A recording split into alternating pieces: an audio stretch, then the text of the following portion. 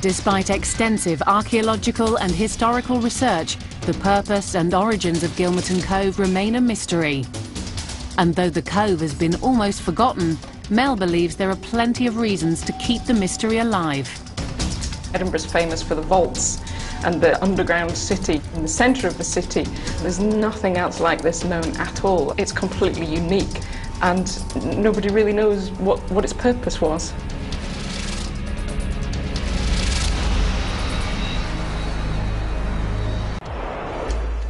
According to the official version, in 1719 the cove was the home of a blacksmith named George Patterson, who decided to build an underground dwelling where he could work and live with his family. It apparently took him 5 years to carve out his home, though some say the cove is too elaborate to be the work of one man. After Patterson's death, the cove fell into disuse, and that's when his homey warren of rooms became a den of vice. Away from prying eyes, the cove was the perfect place for all sorts of illicit activities. Stories abound of illegal whiskey distilling, smuggling, and even a brothel.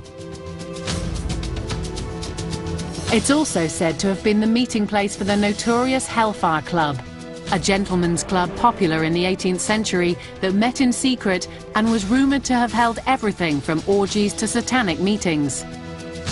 With their motto being, "Do what you will," Gilmerton Cove was the perfect place to do just that.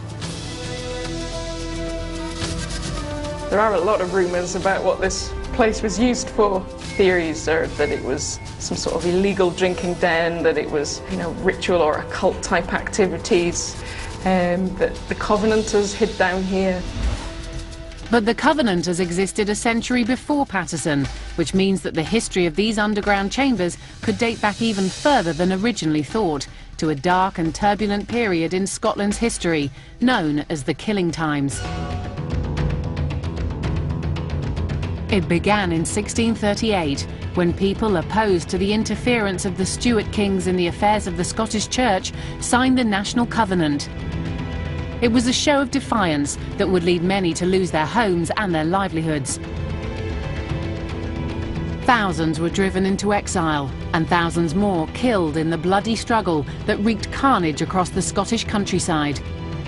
As the King's army scoured the land looking for Covenanters, many retreated underground in secret. It doesn't look like much, but this bowl, carved out in the middle of the table, resembles a baptismal font. Did the Covenanters risk death to gather and pray here, while the King's army searched for them just 10 feet above? Could they have carved out the chambers and not the local blacksmith?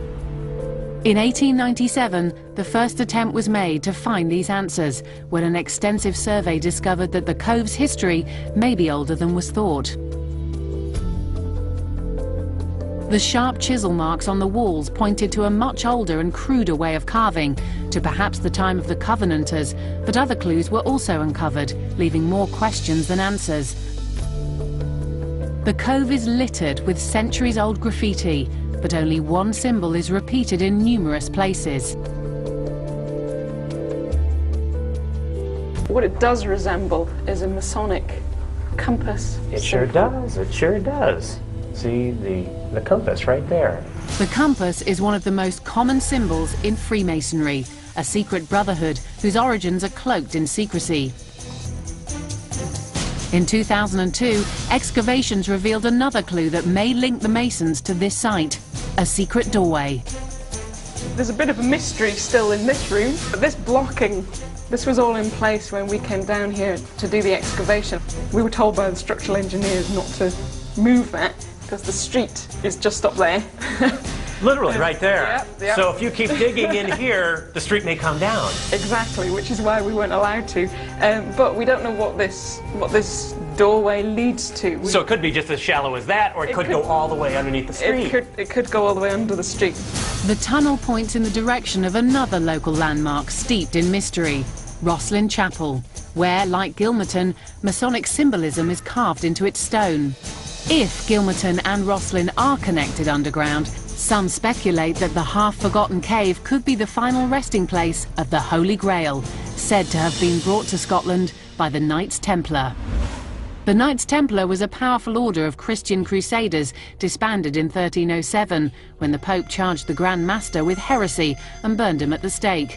Many of the knights fled to Scotland, along with their treasures and wealth, where they were far from the reaches of the Pope and the Inquisition. What happened to their treasures, no one knows for sure, but rumours abound, and one rumour surrounding this filled-in tunnel points directly to Rosslyn Chapel. Rosslyn Chapel is just 7 miles outside Edinburgh and 5 miles from Gilmerton Cove.